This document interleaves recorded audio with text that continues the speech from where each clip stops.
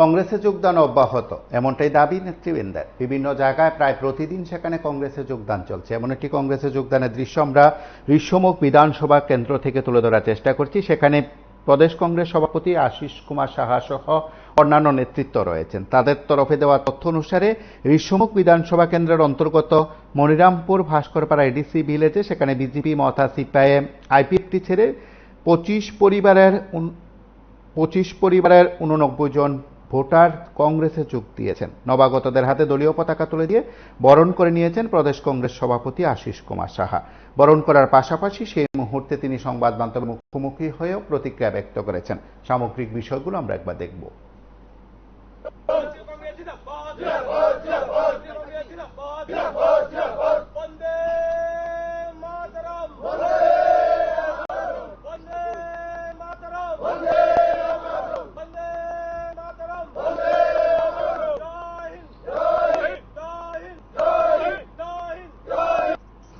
ঋষ্যমুখ বিধানসভা এবং জুলাইবাড়ি বিধানসভার যুক্তভাবে আজকে এই মনিরামপুর ভাস্করপাড়ার যে যোগদান সভা, এই যোগদান সভায় 22 পরিবারের 79 জন ভোটার আজকে বিজেপি, আইপিএফটি, ত্রিপুরা মথা এবং সিপিআইএম দল ত্যাগ করে কংগ্রেস দলে আমাদের সাথে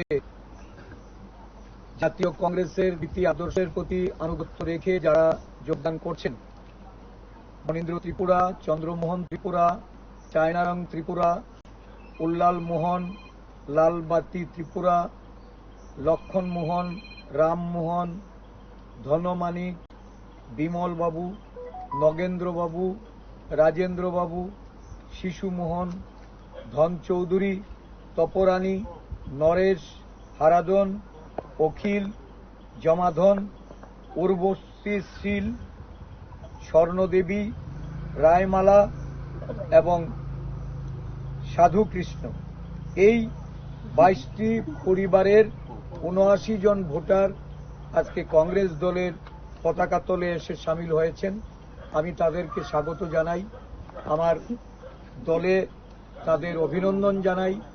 বিশেষ করে যারা আমাদের মহিলা নেত্রীরা, তাদেরকে আমি আমাদের দলের এই সময়ে কাজ করার জন্য, দলের হয়ে সৈনিকের ভূমিকা পালন করার জন্য যারা এগিয়ে এসছেন, তাদেরকে আমার কৃতজ্ঞতা ভরা ধন্যবাদ আমি জ্ঞাপন করছি।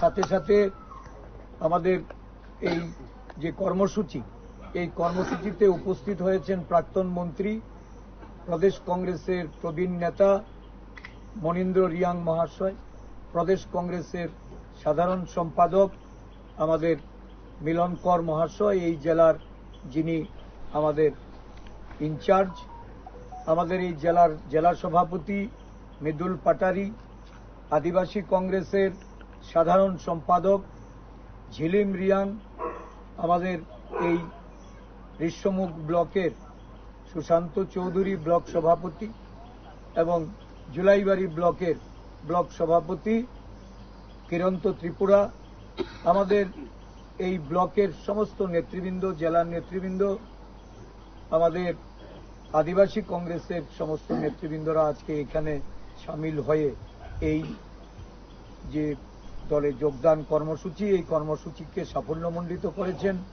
প্রদেশ কংগ্রেসের পক্ষ থেকে সবাইকে আমি ধন্যবাদ জ্ঞাপন করছি।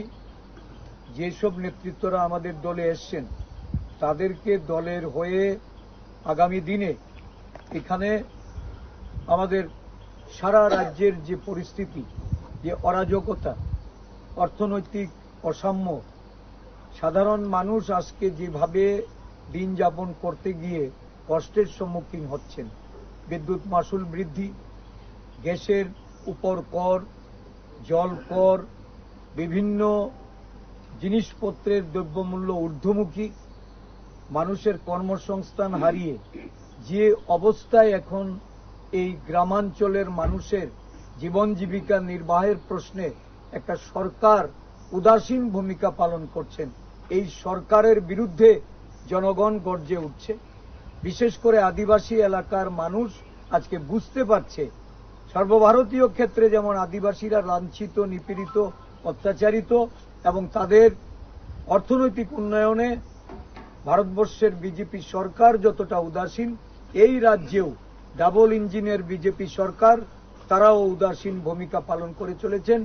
মানুষ কর্মসংস্থানের প্রশ্নে সরকারি চাকরি থেকে যারা প্রত্যাশা রেখেছিল এই সরকারের উপর যে প্রতি বছর যারা 50,000 চাকরি প্রদানের জন্য যুবক যুবতীদের কাছে যে প্রতিশ্রুতি রেখেছিলেন, এই প্রতিশ্রুতি খেলাপি সরকারের বিরুদ্ধে মানুষ এখন গর্জে উঠছে, দল পরিত্যাগ করছে এবং আগামী দিনেও বিজেপি দলে ধস নামবে এই জুলাইবাড়ি এবং ইস্যুমুখ এলাকায়, এটা অবিসম্ভাবী।